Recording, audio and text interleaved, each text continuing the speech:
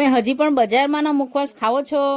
જો તમે એકવાર મારી આ રીતથી મુખવાસ બનાવશો તો હું ગેરંટી આપીશ કે બજારમાંનો મુખવાસ ભૂલી જશો.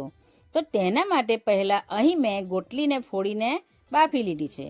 હવે આ રીતે એને નાની છીણીના મદદથી છીણી લઈશું. ત્યારબાદ વરિયાળીમાં હળદર, મીઠું અને લીંબુનો રસ ઉમેરી મિક્સ કરી લઈશું. આ જ રીતે આપણે તલ, અળસી, અજમાને પણ મિક્સ કરી કેરીની ગોટલી જોડે સૂકી લઈશું. બધું સુકાઈ જાય ત્યારબાદ એક કડાઈમાં વરિયાળી ઉમેરી ધીમા તાપે શેકી લઈશું. આ જ રીતે આપણે બધી સામગ્રીને એક એક કરીને શેકી લઈશું. મિત્રો, આ મુખવાસની ડિટેલ રેસીપી મેં ટાઇટલ પાસે મૂકી છે, તમે જરૂરથી જોજો. હવે આપણી બધી સામગ્રી શેકાઈ ગઈ છે. હવે એક વાટકી ધાણા દાળ ઉમેરી આપણો મુખવાસ ખાવા માટે રેડી છે. તો તમે મારો આ વિડીયો ક્યાંથી જુઓ છો તે નીચે મને કોમેન્ટ કરો.